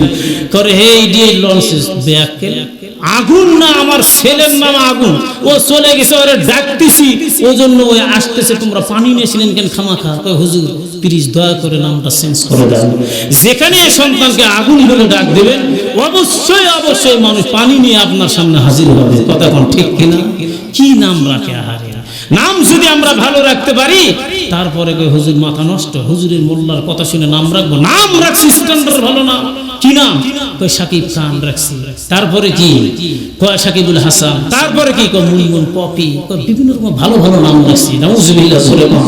হাই রে বেয়াদব, এগুলো ভালো নাম? জোরে বলেন ভালো নাম। যেই নাম তুমি রাখছো ওর সঙ্গে তুমি জাহান্নামে যাইবে। কথা বলেন ঠিক কি না? তাহলে চিন্তা করে দেখেন, এই নাম যদি আমরা কেউ রাখি তাহলে আমাদের অবস্থা কি হবে দুনিয়াতে, বুঝতে পারছেন? এক লোক উমর ফারুকের দরবার বিচার দিল, বলে হুজুর কি করব, আমার ছেলে তো খুব ভালো না। কেন? বলে ওর মাকে ধমক দেয়, আমার ধমক দেয়, মাঝে মাঝে মারপিট করে। উমর ফারুক বলে তুমি তাহলে কালকে তোমার সন্তানকে নিয়ে আসো। আদালতে নিয়ে গেছে, বলে উমর ফারুক বলতেছে যে আসলে সন্তান তুমি কি তোমার বাবাকে ধমক দাও নাকি? বলে হ্যাঁ। অবাধ্য সন্তান? বলে হ্যাঁ। আমি উমর এজলাসে মিথ্যা বলবো না হুজুর, আমি সঠিক বলি, আমি মাঝে মধ্যে আমার মাকে আমার বাবার মারি। কেন মারো? এই যে হুজুর বললেন কেন মারো, কেন মারি, এটার ব্যাখ্যা আমার বাবার কাছে নেন। আমার আব্বারা বলেন, জিগান যে আমার আব্বা আমার নামটা কি রাখছে। কে মুরব্বী, আপনার ছেলের নাম কি রাখছেন? গরিব মানুষ, কি আর নাম রাখবো, মোটামুটি ভালোই নাম রাখছে হুজুর। কি নাম দেখো বল? নাম রাখছি শামসিকা। কি নাম? এটা ভালো নাম তো, গরিব মানুষ হলে শামসিকা রাখবেন, দুনিয়াদার নাম নেই। উমর তো এমনি তো রাগিদ মানে, বোঝেন নাই? খুব মেজাজ গরম দেয়, হ্যাঁ কি নাম রাখছো তুমি? হারে নাম শুনলি তো এমনি মানুষ দৌড়ে পালাই। ওমর রাগায় গেল, বলে না এ মুরব্বি, এমন একটা নাম রাখছো যেই নামটা দুনিয়াতে পিটানি খান, কবরের মধ্যে ফেরেশতা কিন্তু পিটানি দেওয়ার জন্য রেডি। নামের ওসিলায় বাবা মার জান্নাত, নামের ওসিলায় আবার বাবা মা যাইবে জাহান্নামের মধ্যে, বাবা মা শুয়ে যাইবে, বুকের মধ্যে পা দিয়া সমস্ত হাড় হাড্ডি গুলো গুঁড়া করে দিবে, পাউডার বানিয়ে দেবে। এরপরে বলে জাহান্নামে চলে যাইবে। বলে কি ব্যাপার? বলে আমার নাম আমার মা বাবা রাখে নাই, নামাজের দাওয়াত আমার দেয় নাই, সুতরাং আমি জাহান্নামে যাওয়ার আগে আমার বাবা মাকে জাহান্নামের আসামি বানায় দাও। জোরে কোন নাউজুবিল্লাহ। আমি নামাজি, আমি দাওয়াত দিব, নামাজি তাবলীগ ভাই যারা নামাজের দাওয়াত দেয় আমরাও দিব। আমার দায়িত্ব, আমি তো চলে গেলাম নামাজ পড়তে মসজিদের মধ্যে, রাস্তার মধ্যে একজন লোক পাইলাম, বলে ভাই চলেন নামাজ পড়তে যাই। এই লোকটা মানুষ আর না মানুষ যদি মানা না, আপনার কথা মতো যদি লোকটা মসজিদে চলে যায়, কবুল নামাজের সওয়াব পেয়ে গেলেন, চিন্তা নাই। আর যদি লোকটা না যায়, দাওয়াত দিয়ে পৌঁছালেন, এরপরও সওয়াব থেকে আল্লাহ আপনাকে মাহরুম করবেন না। জোরে কোন সুবহানাল্লাহ। এরপরে বলে আমি দাওয়াত দিচ্ছি, শোনে না, বৌমা তো শোনে না, সন্তান শোনে না, প্রতিবেশী শোনে না, না শুরুক তাতে কি আছে, আপনার দায়িত্ব আপনি চালু করে যাইবেন। বলেন আমার নামাজের দায়িত্ব আমি দিয়ে যাইব। যদি তাই হয়, আবু জেহেলের কলবের মধ্যে মুহুর মারছে আমার আল্লাহ। সূরা ইয়াসিন 22 থেকে 23 পারা আমার আল্লাহ জানাই দিল। এরপরে আমার নবী কিন্তু দাওয়াত আবু জেহেলের কাছে বন্ধ করে নাই। কথা কোন ঠিক কিনা? আল্লাহ বলেন নবী গো, আপনার কাজ আপনি চালায় যান, দাওয়াত চালায় যান। দাওয়াত থাকবে, দুনিয়া থাকবে, দিন থাকবে, সব কিছুই থাকবে। দাওয়াত যখন আপনি আমি চালাইবো, আপনার আমার বৌমা, আপনার আমার সন্তান এমন মুহূর্তের মধ্যে দেখবা অটোমেটিক দাওয়াতের মাধ্যম দিয়া আমার মালিক তাকে নামাজি বানাই দিয়েছে। জোরে কোন সুবহানাল্লাহ।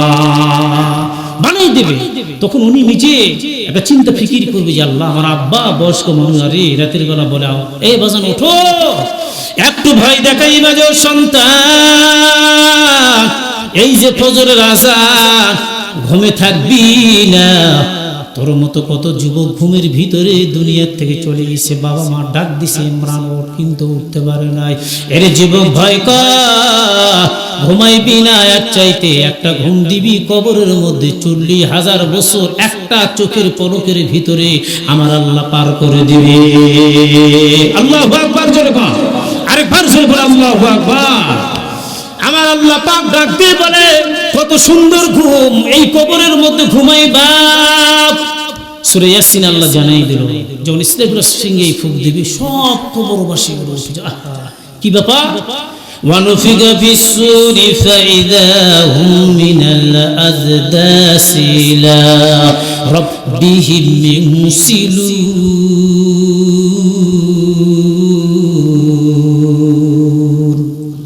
হয় নাই জোরে আল্লাহু আকবার। এর নবীদের পরে সবগুলো উঠে যাইবে। বলে ফেরেশতারা কি হইছে, এত হুপলেস হচ্ছেন কেন, কি ব্যাপার, এত যে আপনারা দৌড়াদৌড়ি কানাকানি করতেছেন কেন? বলে আমাদের এই যে সবেমাত্র ঘুমাইলাম ফেরেশতা, কাঁচা ঘুমটা আমাদের কে নষ্ট করলো? ফেরেশতারা বলে ওয়া'দার রহমান ওয়া সাদাকাল মুরসালুন।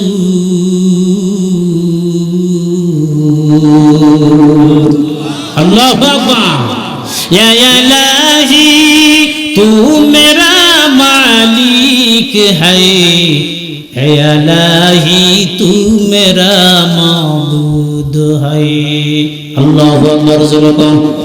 এবার পরে তোমরা কানাকানি করেছো, একজন আরেকজনকে বলতেছো ঘুম তোমাদেরকে নষ্ট করে দিল। কেউ বলে সবে মাত্র ঘুমাইলাম, কোন লেফারে এমন একটা বাঁশি বাজাইলো যেই বাঁশির সাউন্ডে সকল কবরবাসীর ঘুমটা ভেঙে গেল। কে বাজাইলা তো চমৎকার বাঁশি। এবার বলে না না না, তোমাদের তো সবে মাত্র, কেউ বলে একদিন, এক রাত, 1 মিনিট, 1 সেকেন্ডের ঘুম না। ফেরেশতারা বলে জানা নাও, জানা নাও, একটা ঘুমের ভিতর দিয়ে 40,000 বছর আমার আল্লাহ পার করে দিয়েছে। চোখটা মাত্র বন্ধ, 40,000 বছর কোন দিক চলে গেল। বান্দা বলে 1 মিনিট ঘুমাইলাম। আল্লাহু আকবার। যেরকম বলে মাত্র 1 মিনিট ঘুমাইলাম, হাসরের ময়দানে বান্দা এক পায়ের উপর ভর দিয়ে 50,000 বছর দাঁড়ায় থাকবে। চিন্তা করো। এবার যদি চিন্তা করতে পারো, বলে পুলচেরাতে আমরা কতদিন থাকবো? বলে পুলচেরা ডাইরেক্ট একবারে সোজা না, উপরে তো আসলে সোজা, এখানে এরকম সিঁড়ির মতো আছে, উঠতে লাগে 10 বছর, যাইতে লাগবে 10 বছর, আবার নামতে 10 বছর, মোট হলো 30 বছরের রাস্তা। যেরকম আল্লাহু আকবার। বান্দার আমল যদি ভালো হয়, 30 বছরের রাস্তা বান্দা বিজির আকারে পার হয়ে যাইবে। আল্লাহু আকবার। এরপরে দেখেন 1,20,000 বছরের রাস্তা অতিক্রম করবে বান্দা কেমনে? কবরে 40,000 বছর। এরপরে এটা তো আসলে চারটিখানি কথা না, কারণ এই দুনিয়ার হবে 50,000 বছর, আখিরাতের জিন্দেগির হবে একদিন। আল্লাহু আকবার। তাহলে চিন্তা করে দেখো, কোটি কোটি কোটি কোটি বছর পর্যন্ত আমরা থাকব, কিন্তু বান্দা যখন ঈমানওয়ালা, তাকওয়াওয়ালা, পরেজগার, আল্লাহওয়ালা, নামাজি, মসজিদমুখী হয়ে যাবে, এরে বান্দা এবার একটা বার খেয়াল করে দেখো, ওই বান্দার জন্য বলে ফজরের 2 রাকাত ফরজ নামাজ পড়তে যতটুকু সময় লাগে, এই সময়ের ভিতর দিয়ে বান্দা আল্লাহর জান্নাতের মেহমান হয়ে যাইবে। সুবহানাল্লাহ। তাহলে কোটি কোটি বছরের রাস্তাটা আল্লাহ তাআলা 2 রাকাত নামাজের মাধ্যম দিয়ে পার করে দেবে। এটা আল্লাহর কাছে কোনো ব্যাপার না। কথা বলেন ঠিক কি না? সম্মানিত ভাইরা আমার, এবার দেখেন সন্তান যখন দুনিয়ার জমিনের মধ্যে আসলো, এই আদর্শ সন্তান প্রতিপালন কেমনে করব? এই সন্তানকে সুন্দরভাবে লালন পালন করার পর এবার আসলো শিক্ষা। শিক্ষা দেবেন। শিক্ষা জাতির মেরুদণ্ড, শিক্ষা জাতির আলোর প্রদীপ, শিক্ষা জাতির প্রাণ কেন্দ্র। ঠিক আছে, কোন শিক্ষা জানা না? সুশিক্ষা জাতির মেরুদণ্ড, অন্য শিক্ষা হতে পারে না। যেই শিক্ষা অর্জন করে জাতির চিহ্ন না, মানবতা নাই, কামিয়াবি নাই, সফলতা নাই। ডাক্তার শিক্ষা অর্জন করার পর শপথ নাই, জাতির সেবা করব, জাতির খেদমত করব, দেশের সেবা করব, দেশের খেদমত করব। এবার 500 টাকা ভিজিট, একজন মহিলা মানুষ গেল, বলে ডাক্তারে পা ধরে কান্নাকাটি করে, বলে সন্তান আমার কাঁদতেছে। ওরে ডাক্তার সাহেব, আমার সন্তানের ট্রিটমেন্ট দেন। বলে 1 নম্বর টাকার ব্যবস্থা আমি করেছি, আপনি এখন চিকিৎসা নেন। এবার বলে না না না, আমার যদি ভিজিট না হয়, আগে টাকা এরপরে চিকিৎসা, মইলে গেল করার আমার কিছুই নাই। এমন শিক্ষা অর্জন করলাম, টাইট পিট প্যান্ট পরে পূর্ব পশ্চিম উত্তর দক্ষিণ কিছুই ছিলাম না, ডাইরেক্ট ক্যাবলামুখী হয়ে স্প্রে করা শুরু করলো। আসে না? আসে জোরে কর। এই যে টাইট প্যান্ট কেন আপনি পরবেন, দাঁড়িয়ে কেন পেশাব করবেন? না না না, আমরা বুঝলাম আপনি একজন বিসিএস ক্যাডার, আপনি একজন মাস্টার, আপনি একজন জেনারেল শিক্ষিত লোক, কিন্তু আপনার কমন সেন্স, হিতাহিত জ্ঞান থাকতে হবে। এটা হলো ক্যাবলা। টাইট পিট প্যান্ট যখন পরবেন বসতে পারবেন না, কষ্ট সমস্যা, তাহলে তো পরা দরকার নাই। এমন প্যান্ট পরবো যেই প্যান্টের মাধ্যম দিয়ে মানুষ যাতে খুশি হয়। মানুষ খুশি হওয়া যদি কোনো পোশাক হয়, এই পোশাকে নিয়ে যাইবে আল্লাহর জাহান্নামের আসামি বানাইবে। ইন্না সালাতি ওয়া নুসুকি ওয়া মাহইয়ায়া ওয়া মামাতি লিল্লাহি রাব্বিল আলামিন।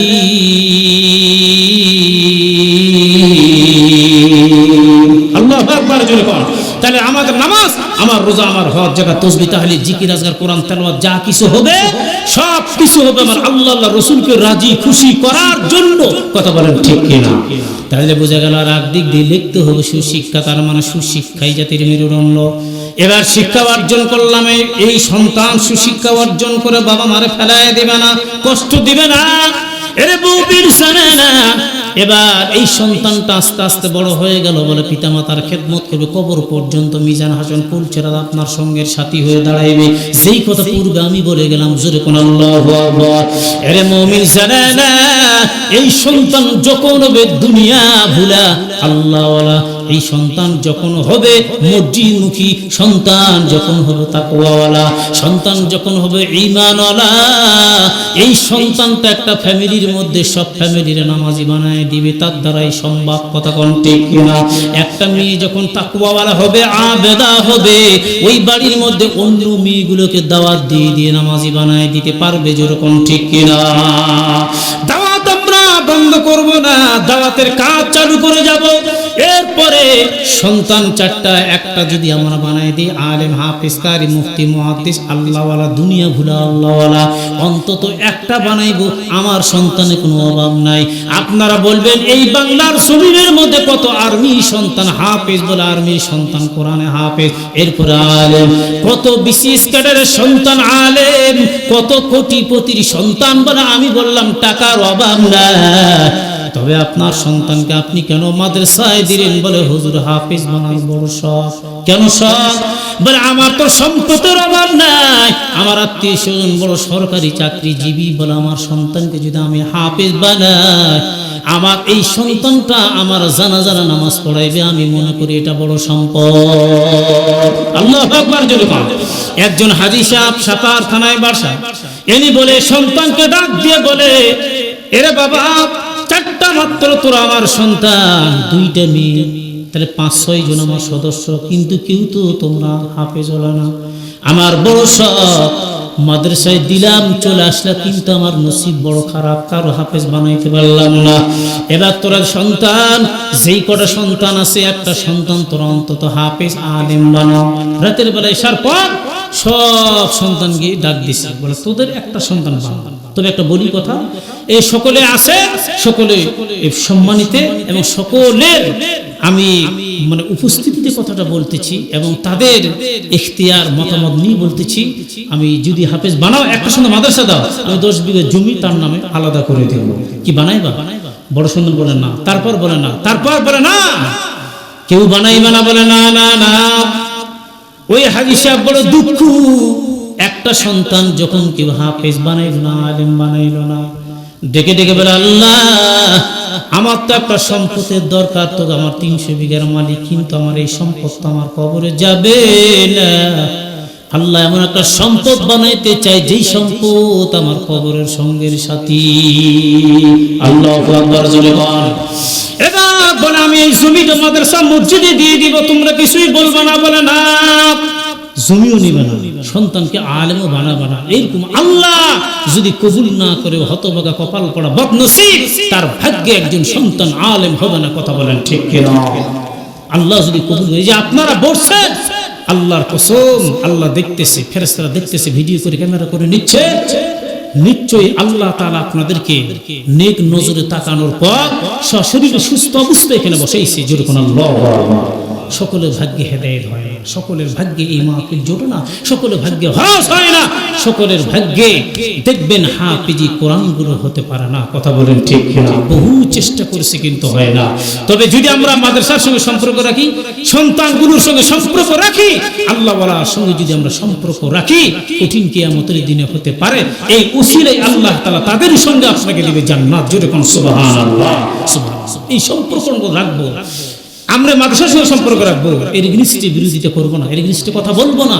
একজন বাচ্চা নিষ্পাপ, বেগুনা, মাসুম, যার গুনাহ করার যোগ্যতা নাই, হয় নাই, এই বাচ্চার মাথায় হাত দিয়ে ধোয়া নেবে। এই বাচ্চা যখন মাদ্রাসা থেকে যায়, নূরের ফেরেশতাগুলো পর বিছায় দেয়। যেরকম আল্লাহু আকবার।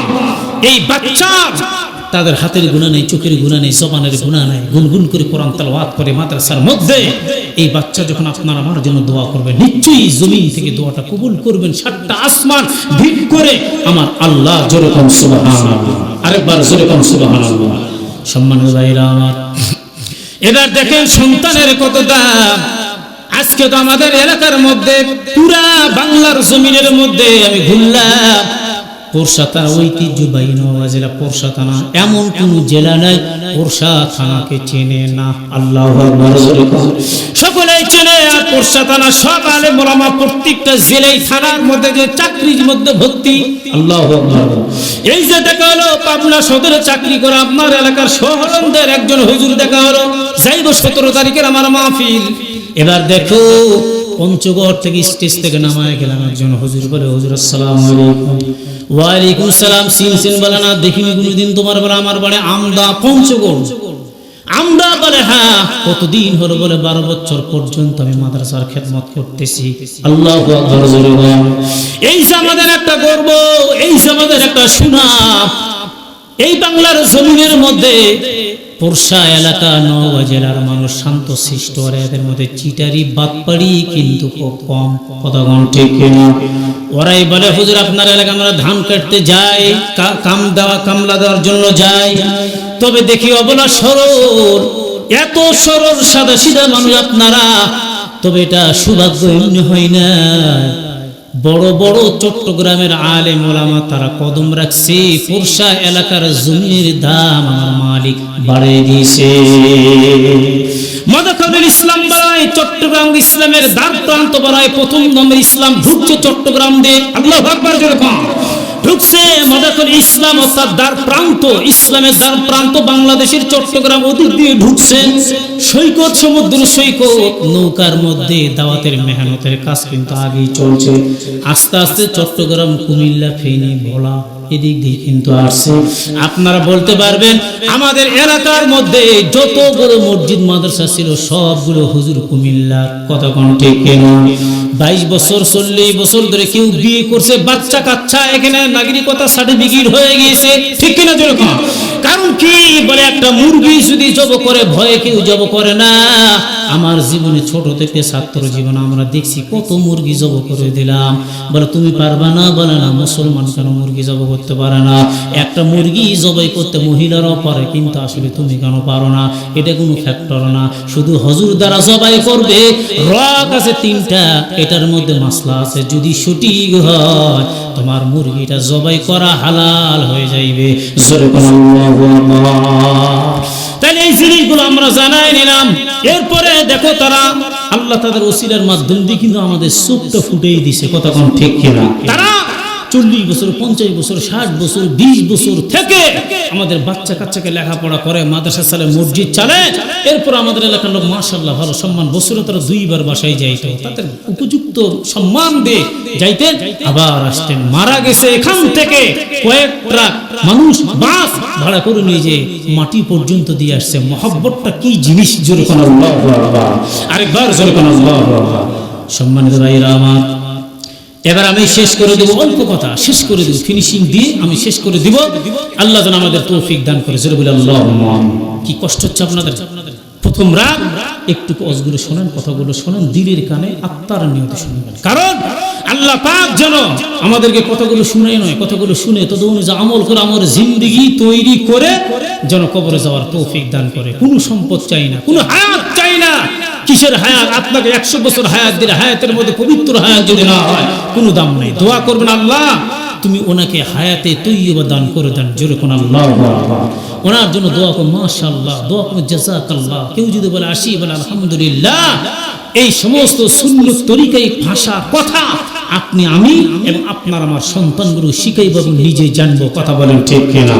দেখা হলো আসসালামু আলাইকুম, আসসালাতু ক্বাবলাল কালাম, কথা বলার আগে সালাম দিতে আসসালামু আলাইকুম ভাই, এরপরে কালাম।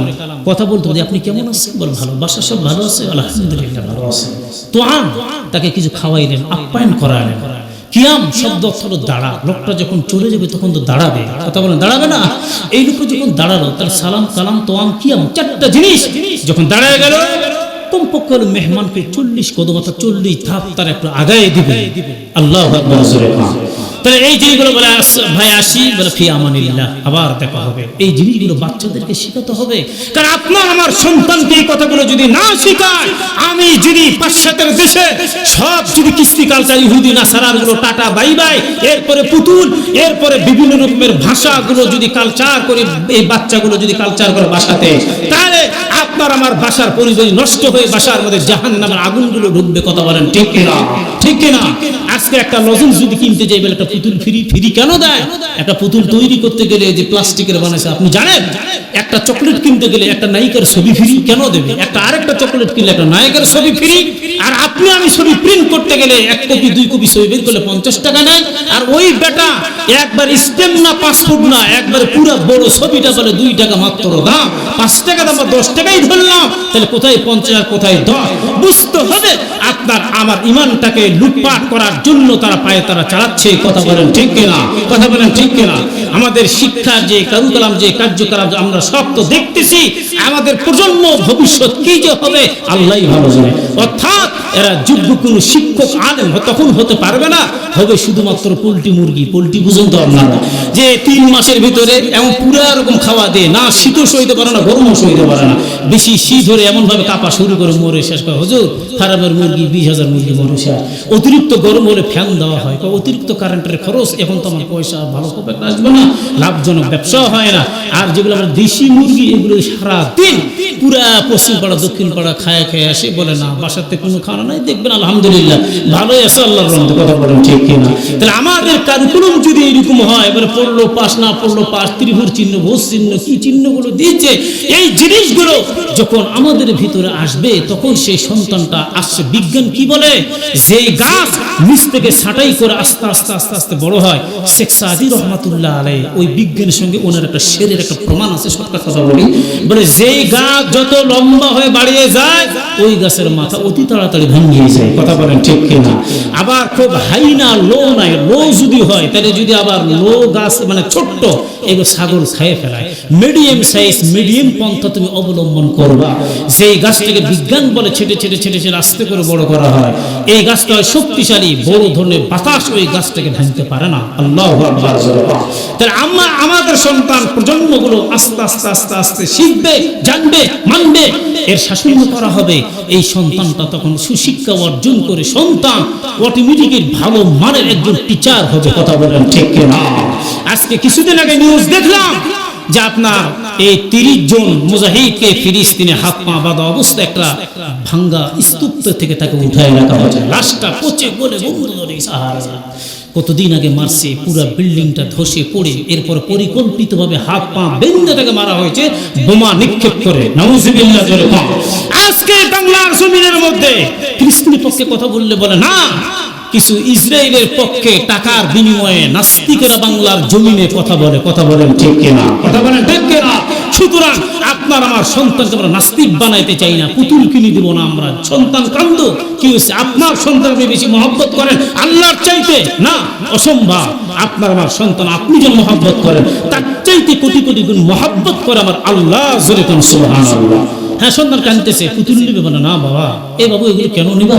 তুমি প্লাস্টিকের আপেল নাও, প্লাস্টিকের আঙ্গুর নাও, একটা প্লাস্টিকের সুন্দর তোমাকে একটা বাসা কিনে দিচ্ছি, এটা তুমি বাসায় নিয়ে যাও বাবা। পুতুল রাখা এগুলো নামাজ হবে না, ছবি রাখলে নামাজ হয় না, ফেরেশতা ঢুকবে না, এগুলো তুমি নিবা না। এগুলো চেষ্টা তসবির ওয়াজ নসিহত বাচ্চাদেরকে আমরা শুনতে পারবো। কথা বলেন ঠিক কিনা? কথা বলেন ঠিক কিনা?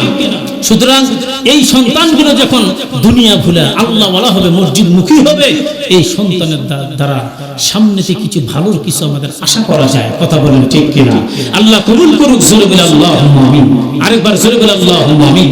তাহলে আপনার আমার সন্তানকে নিয়ে আমরা তুলহিকুম আমওয়ালুকুম ওয়া আওলাদুকুম যিকরিল্লাহ, যে কথাগুলো শুনলাম, এই ভাই বসেন, এক্ষুনি মোনাজাত হবে, কেউ উঠাউঠি করবেন না। কারণ শয়তানের ওয়াসওয়াসা শুনে আমাদের লাভ নাই। শয়তান তো ওয়াসওয়াসা দিবে, আখেরি মোনাজাত করিস না, চলে যা, তোর বাপ মা কান্দে, তোর কি বাসার সম্পত্তি তুই পেয়ে গেছি, ভাত তো পেলি, বাড়িটা তো তোর নামেই দেওয়া আছে, তুই হোপলেস হইস না। এই যে জিনিসগুলো শয়তান ওয়াসওয়াসা দিয়ে বুঝাই দিচ্ছে। নাউজুবিল্লাহ।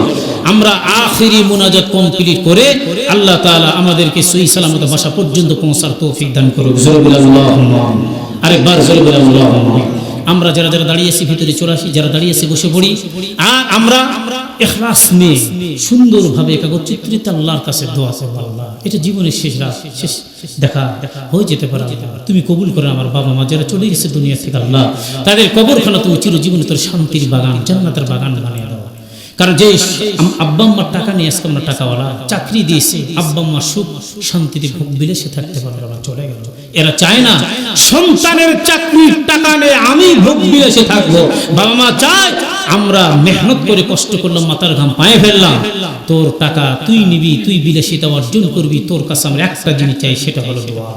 তুই একটু দোয়া করবি, তোর দোয়ার বদৌলতে হতে পারে আমার কবরখানা আল্লাহ পাক জান্নাতের বাগান বানিয়ে দিতে পারে। জোরে বলি আল্লাহুম্মা আমিন। আল্লাহুম্মা আমিন।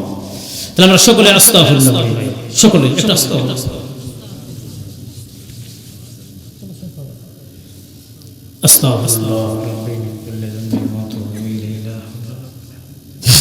সকলে পড়ি আমরা, কেউ জবান বন্ধ রাখবো না, আমরা একটা দরুদ শরীফ পড়ব। اللهم بارك على محمد وعلى آل محمد كما باركت على إبراهيم. اللهم صل على سيدنا روح محمد في العراء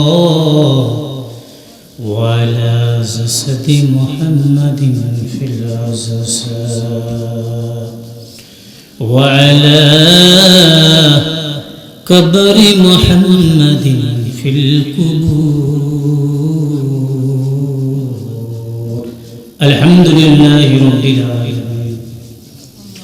या इलाही घर की दुनिया गुनाह हम तुम्हें डाली खुद हंसते रब्बाना ربنا या रब्बाना कर ले तो हमको कबूल ओए खुदा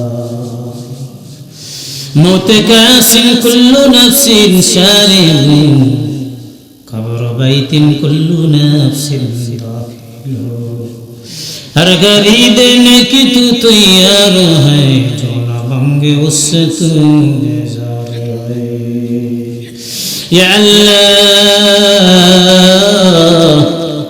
আমরা গুনাহগার গুনার বোঝা নিয়ে তোমার শাহী দরবারে হাত উঠাইছি রে মওলা আমাদের জিন্দেগির গুনাহগুলো মাফ করে দাও ইয়া আল্লাহ আমরা যারা যারা হাত উঠাইছি জানি না কার হাত কানা তোমার নিকট পছন্দ হয় তার হাতের ওসিলা করে সকলের হাত তুমি কবুল করে নাও ইয়া আল্লাহ আমাদের মনে আশা পূরণ করা না আল্লাহ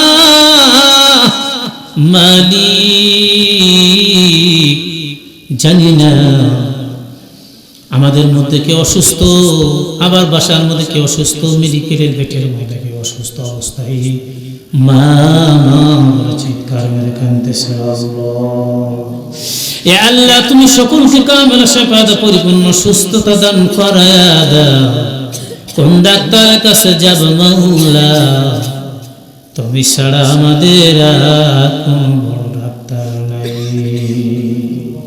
ইয়া আল্লাহ মাহফিলকে কবুল করে নেন মা বোন যারা শুনতেছে তাদেরকে কবুল করে নেন ফাতেমাতুজ জাহরার সঙ্গে জান্নাত দিয়ে দিও মাওলা যুবক ভাইরা কর সিদ্দিকের মতো কবুল করে নেন ইয়া আল্লাহ মুরব্বি মানুষ বাপ বয়সের মানে অনেক লোকের দাড়ি পাকা লোকের দোয়া তো আপনি ফেরত দিবেন না আল্লাহ তুমি কবুল করে নাও উস্তাদদেরকে কবুল করে নাও ছাত্রবৃন্দকে কবুল করে নাও ইয়া আল্লাহ এই গ্রামবাসী সকলকে কবুল করে না আল্লাহ গো বালা মুসিবত আমাদের হেফাজত করো আল্লাহ কঠিন কিয়ামতের দিনে গুনাহগার বলে আমাদের ডাক দিও না জাহান্নামের আগুন আমরা কেউ সহ্য করতে পারব না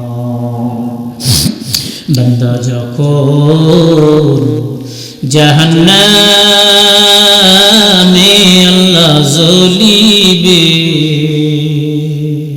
আল্লাহ তোমার দিলে কেমনে সহ্য হইবে আল্লাহ আমার ভাই টিকোরাটার শামসুল আলম ভাই দোয়া চাইছে আল্লাহ তার ব্যবসাকে তুমি কবুল করো রাতে অন্ধকারে সব জায়গার মধ্যে রাস্তাতে ঘুরে আল্লাহ অ্যাক্সিডেন্ট বালা মুসিবত থেকে হেফাজত করো মালিক আল্লাহ এই এলাকার সুযোগ্য একজন সন্তান একজন হক্কানে আলেম আল্লাহ আমিন ইসলাম ভাই বড়গ্রামের মহতামিম সাহেব খুব মহব্বত করে আমাদের সিনিয়র ভাই একজন হক্কানে আলেম আল্লাহ তুমি কবুল করে না হায়াতে তৈয়বা দান করে দা ইমানদার বানায়া কবরের মধ্যে রাখ দিও মাওলা আল্লাহ যারা চাকরি করে চাকরিতে বরকত দান আল্লাহ যারা ব্যবসা করে ব্যবসায় বরকত দিয়ে দান এ আল্লাহ যারা কৃষিজীবী মানুষ আছে কৃষি কাজের মধ্যে বরকত দিয়ে দান রব্বুল আলামিন যাদের বাবা মা বেঁচে আছে আল্লাহ খিদমত করার তৌফিক দান করো জান মাওলা নবীজির সোনার মদিনায় জিয়ারত না করায়া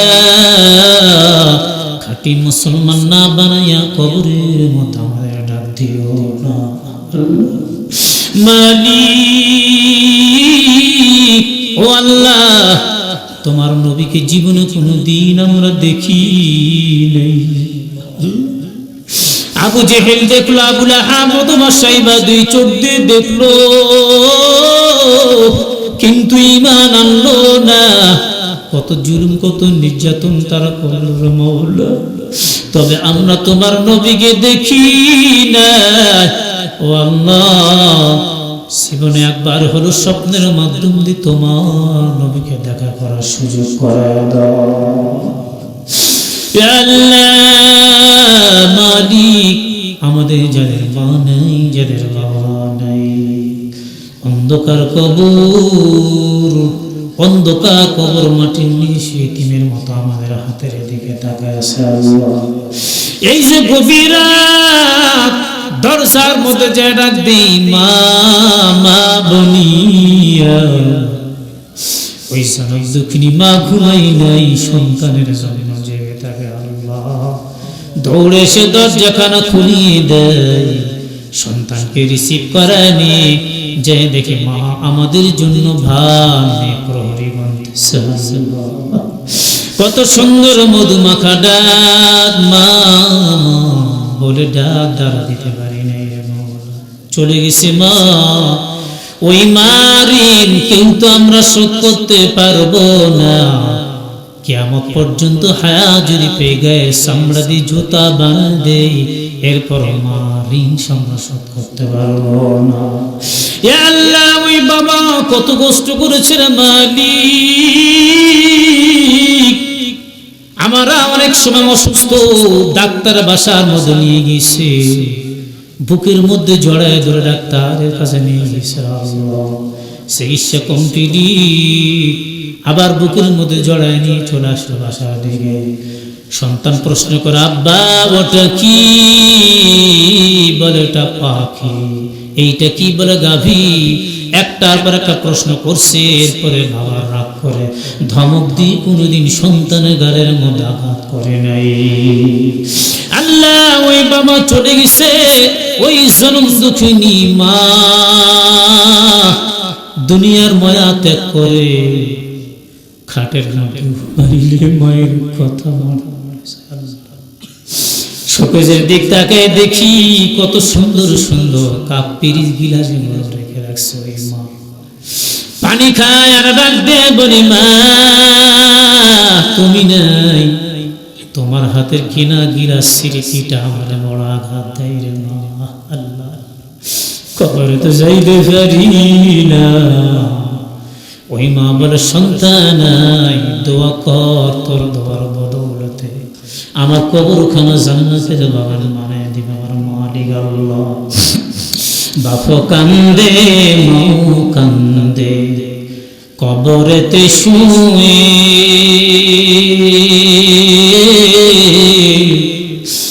আহারে দরদের বেটা শিলি না দেখিতে। ওই কবর তো যাইতে পারি না। গ্রামের সাইটে যেখানে বাঁশের খোপ, জঙ্গল শিয়ালের যেখানে আড়ো, শিয়ালের যেখানে বাসা, শিয়ালের যেখানে বসবাস, এ আল্লাহ ওই অন্ধকার মাটির নিচে শুয়ে আছে আমাদের মা বাবা। জানি না কোন দোকানের কাফনের কাপড় আমাদের জন্য আগামীকাল রেডি হয়ে আছে। আল্লাহ, জানি না কোন বাঁশের ঝাড় থেকে কোন বাঁশ আমাদের জন্য রেডি হয়ে আছে রে আরে মালিক, জানি না কোন মুআজ্জিম কোন মসজিদের মুআজ্জিম মাইকের মধ্যে এলান করার জন্য রেডি হয়ে আছে। ব্যক্তি না আল্লাহ, মা চলে গেল, বাবা চলে গেল, কোনদিন মার সঙ্গে আমাদের সাক্ষাৎ হবো না। তবে দোয়া করি আল্লাহ আমাদের বাবা এবং আপন মা আপন জন যারা আছে ফ্যামিলির মধ্যে, আল্লাহ ওই জনম দুঃখিনী মা এবং সব ফ্যামিলির কঠিন কিয়ামতের দিনে গুনাহগার বলে আমাদের ডাক দিও না। জাহান্নামের আসামি বলে বাদ দিবা না। ও আল্লাহ, নেক নজরে তাকে জান্নাতের মেহমান বলে আমাদের ডাক দিও গো মওলা। তুমি যদি মাফ না করো আল্লাহ বান্দারে, বলো তোমার বান্দা যাইবে কারদারে। ইয়া আল্লাহ, তুমি আমাদের মাফ করে দিও মওলা। দুনিয়াতে কাঁদানা, আখিরাতের জিন্দেগির যে কষ্টগুলো সইতে পারবো না, হাজার বছর কান্না করলো দুনিয়া তার আশা আমাদের যাবে না রে মাওলা। এ আল্লাহ জানি না কোন দিন যেন মালিকুল মউত আজরাইল আমিন আমাদের সামনে দাঁড়াবে, যার মাথা আসমানে পা দুটো হবে জমিনে। এত বড় ভয়ঙ্কর চেহারা একবার দেখার পর খুলে যেন পটপট পটপট করা শুরু করি। 7টা সাগরের পানি পান করলো, মৃত্যুর পিপাসা বাংলার মিটবে না। ইয়া আল্লাহ এইরকম ভয়ঙ্কর চেহারা নিয়ে মালিকুল মউত যেন আমাদের সামনে না দাঁড়ায় যায়, নেক্সট রূপ নিয়ে যেন আমাদের সামনে দাঁড়ায় যায়। ইয়া আল্লাহ ও মালিক, পৃথিবীর মহামূল্যবান সম্পদ আমাদের জবান দিয়ে মধুর কালেমা জারি করে দিও মাওলা। টাকা চাই না, বাড়ি চাই না, গাড়ি চাই না, কিছুই চাই না, সবচাইতে দামি সম্পদ কালেমাটা আমাদের মৃত্যুকালে নসিব করে দিও। ইয়া আল্লাহ ঈমান আমল নিয়ে তুমি কবর যাওয়ার আমাদের তৌফিক দান করে দিও রে মওলা। जिस घड़ी निकले या जाए मेरे जा कलमा ये तैयबा का हूँ ज़ुबान। سبحان ربك رب العزة عما يصفون وسلام على المرسلين وجعل آخر كلمتنا عند الموت لا إله إلا الله محمد رسول الله। সকলেই পড়ি সাল্লাল্লাহু আলাইহি সাল্লাম। আমার অন্তরস্থল থেকে প্রাণদায়ক শুভেচ্ছা আন্তরিক মোবারক জানাই। আমি সালাম দিলে সকল সালামের জবাব দিবেন। আসসালামু আলাইকুম ওয়া রাহমাতুল্লাহি